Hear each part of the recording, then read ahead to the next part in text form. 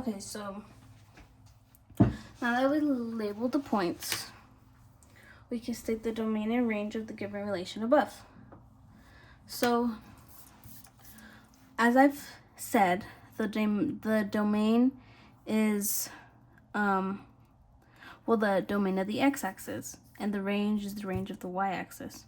So, domain is x values, and range is y values. So, because we have points on a graph versus a list of coordinates, it's easier to kind of visualize which are the smallest numbers and which are the largest numbers.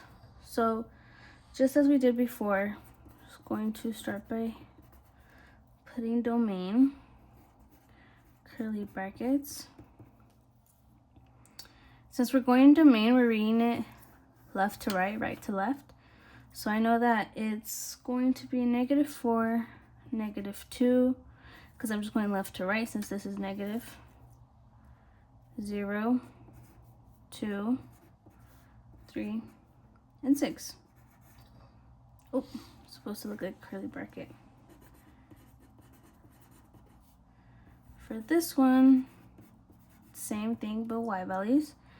And since this goes from an increasing order, I'm going to start here and work my way up.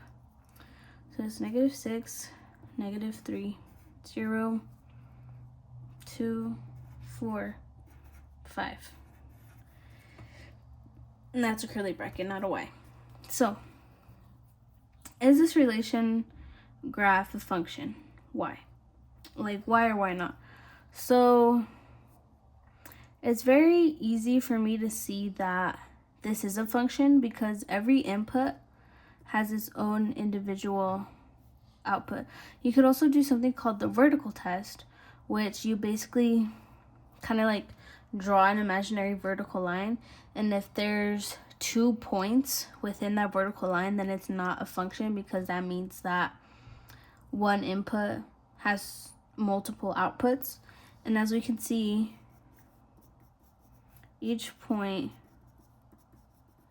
if we draw vertical lines, passes that test. So what we could say is